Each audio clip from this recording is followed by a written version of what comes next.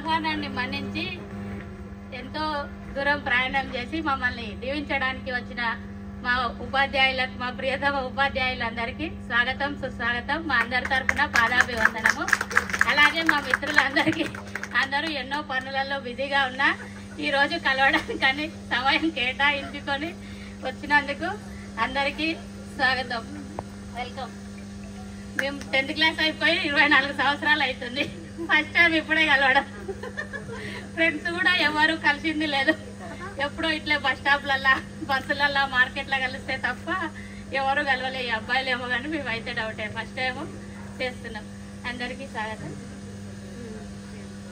ఉపాధ్యాయులు శర్మ సార్ గారిని వేదికను అలంకరించవలసిందిగా కోరుతున్నాం. నమః.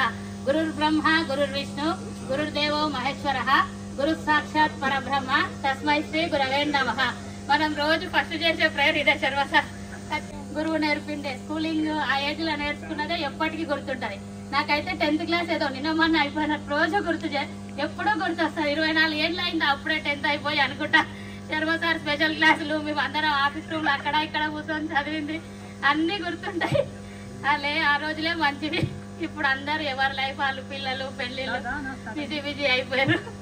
గజిబిజి జీవితాలు అయిపోయినాయి. ఉరుకుల పరుగుల జీవితంలో ఎవరికి విశ్రాంతి విరామం లేకుండా అయిపోయింది. ఈ రోజు ఆ విశ్రాంతి విరామం కల్పించుకొని కలవడానికి వచ్చినందుకు అందరికీ హృదయపూర్వక అభినందనలు. వేదికను అలంకరించవలసిందిగా మేడం ని వేదికను అలంకరించవలసిందిగా కోరు.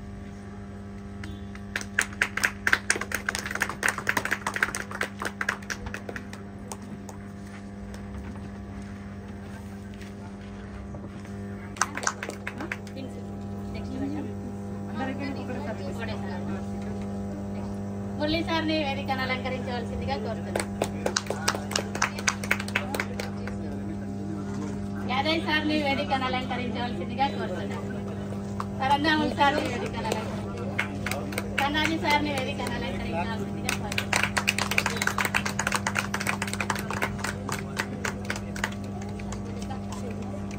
ఉపాధ్యాయులందరికీ బ్యాట్ పెట్టడానికి ఒక్కొక్కరు రండి.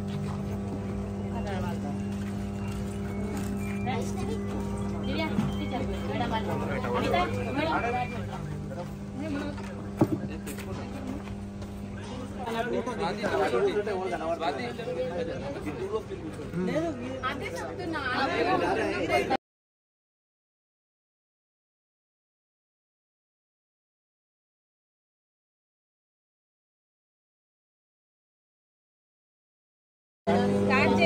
తొలుతన విఘ్నమస్తను చూదూర్చటి నందన నీకు మొక్కెదన్ ఫలితము చేయుమయ్య నిన్ను ప్రార్థన చేసి నీకదంతా నా వలపలిలోన చేతి పాయకుండు గతి దైవ వినాయక లోకనాయక ప్రార్థయే నిత్యం విద్యాదానం చ దేహి మే.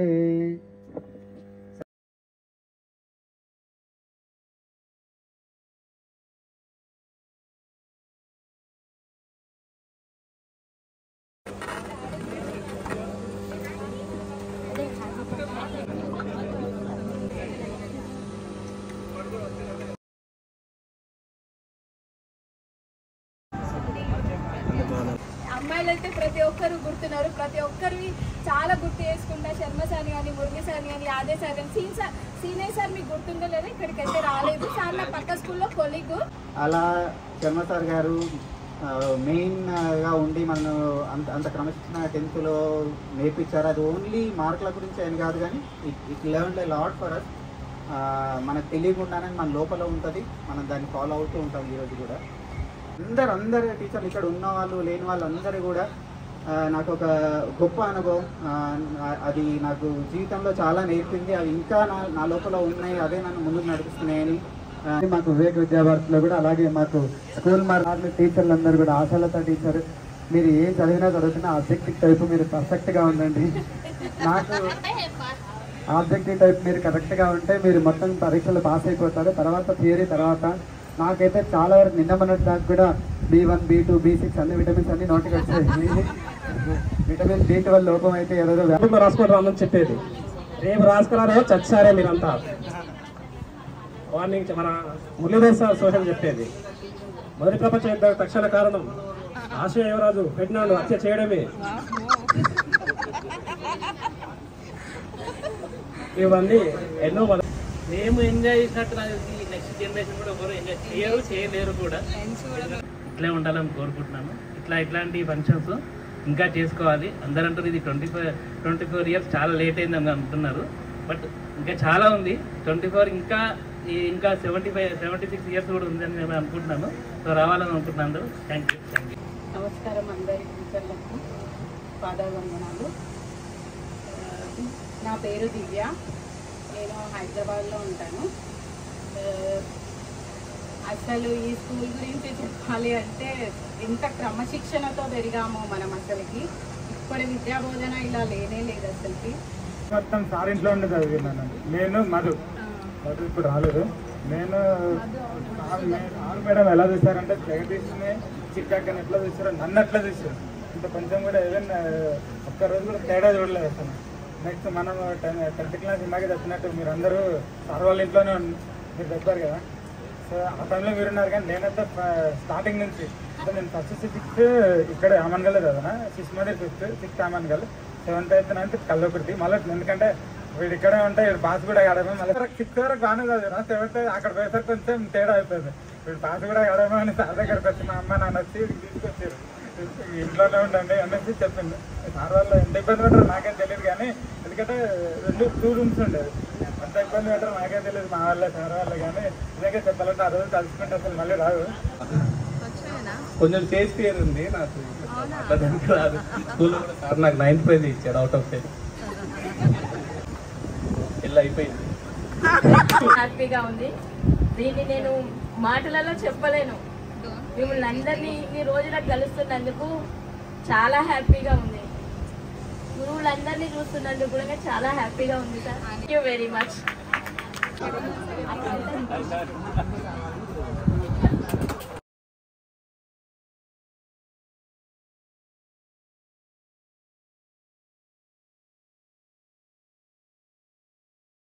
మా వైఫ్ ఎంఎస్సీ బీఈడి కంప్లీటెడ్. నాకు ఒకటే పాప. నాకు బాగా గుర్తున్నాయి ఇదే ఇలాంటివే. సాయంత్రం వేగానే కొంచెం బ్రేక్ ఇచ్చేది మాకు. బ్రేక్ ఇవ్వగానే గంట సేపట్లో బస్ స్టాండ్ దాకా వెళ్ళిపోయేది. ఫోన్లు లేకపోయినా ఎగ్జాక్ట్లీ 5 o'clock అంటే 5 o'clock వచ్చేది మేము.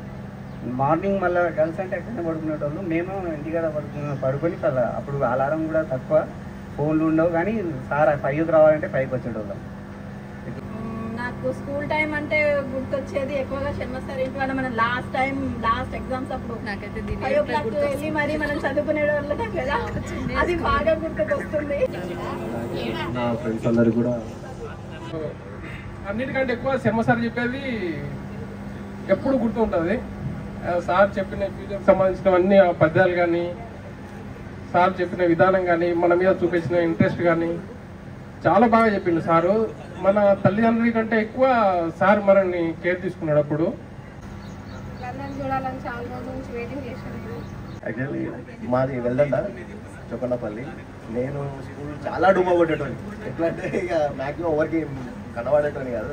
శర్మ సార్ పిల్లమేలు వేసుకొని వచ్చి ఎక్కించుకొని మళ్ళీ తీసుకొని స్కూల్ కూర్చోబెడితే మళ్ళీ 2 days ఇటు మళ్ళీ పోయేది.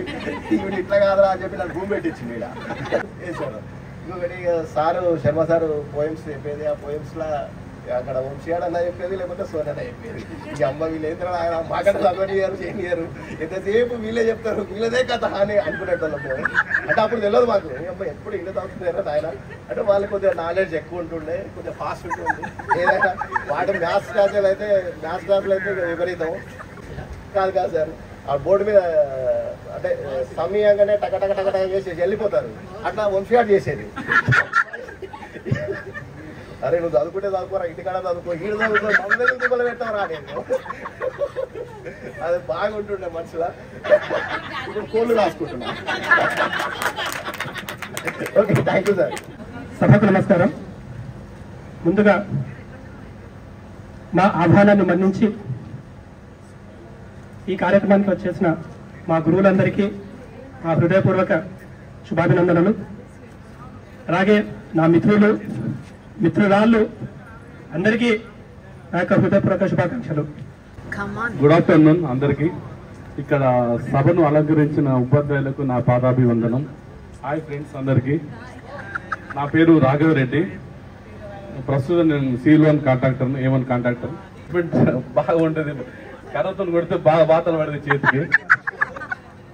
దీంట్లో విజితా మేడం కూడా మనకు బాగా కొట్టినట్టు దెబ్బలు బాగా పడేది.